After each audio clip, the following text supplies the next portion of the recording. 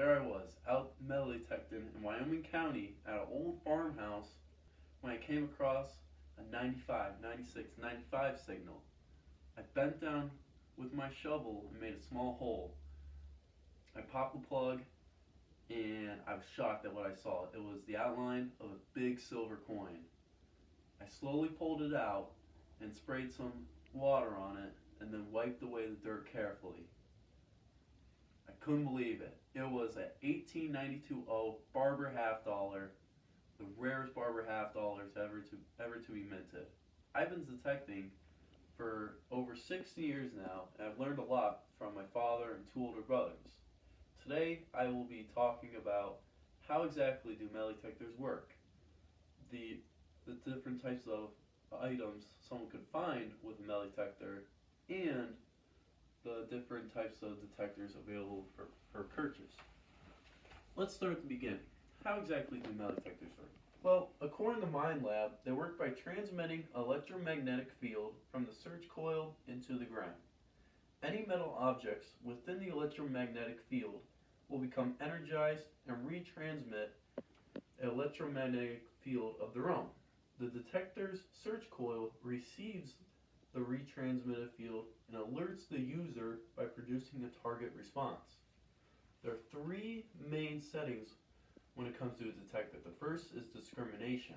Discrimination is where you can discriminate out any signal that you don't want to hear. For example, if you were searching for coins specifically, you could discriminate out low sounding iron tones.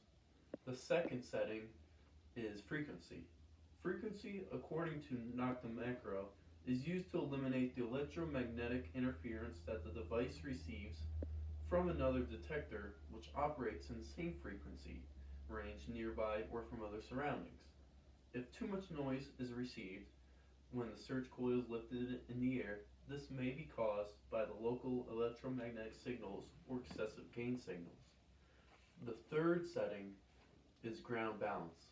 According to the website Sirius Detecting, ground balance is a setting that increases depth detecting in mineralized ground.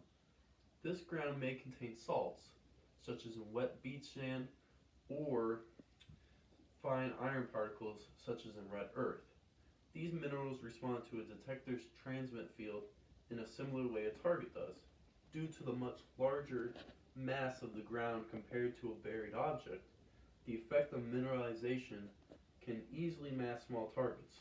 To correct this, the ground balance setting removes the responding ground signals, so you can clearly hear target signals and are not distracted by ground noise. A metal detector can be used from relic hunting to finding a stake post in a yard. There are a wide variety of metal items that someone could find with a metal detector. A metal detector, however, is most sought after for their use of finding old coins and relics. Some coins and relics can be extremely valuable and can be worth up to millions of dollars.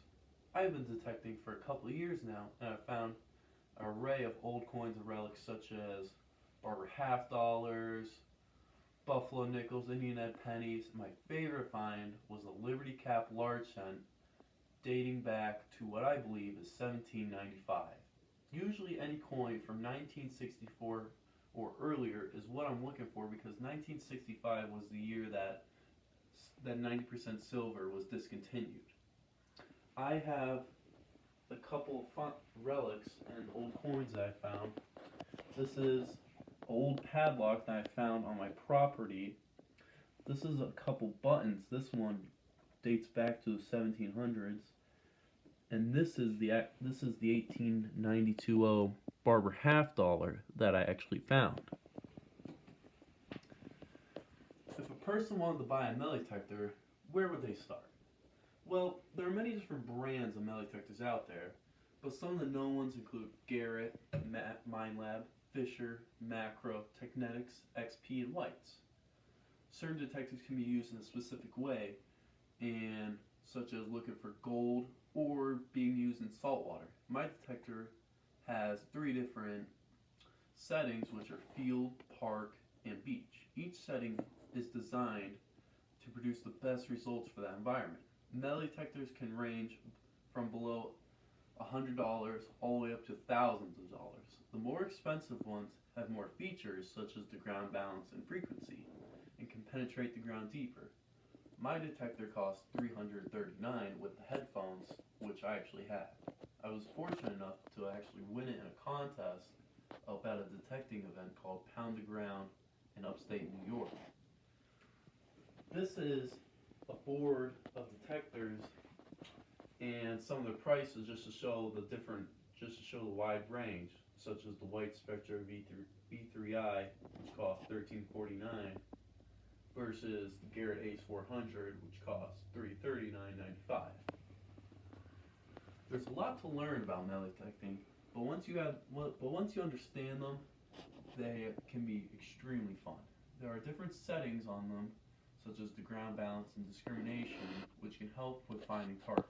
Targets can vary from a nail to a giant saw blade. It all depends on the location of where you're hunting, but you still never know what you might find. When choosing a detector, think about the type of environment you want to use in and which one will best suit the needs. Usually a detector, a good one for starting out would be around 200, but as you learn more, you can then upgrade to a better one. I have one more story to tell you about the time I actually found a gold coin. I was in an old park detecting along when I saw this older tree. I decided to detect around it and got a mid-range signal about 45. So I brought out my shovel and made a small hole and was digging actually under a root when all of a sudden a gold piece fell out from under the hole. I picked it up and I couldn't believe what I saw. It was a gold coin from the 1800s. Alright, so maybe that actually didn't happen, but with enough luck and some perseverance, you never know what you might find. Thank you.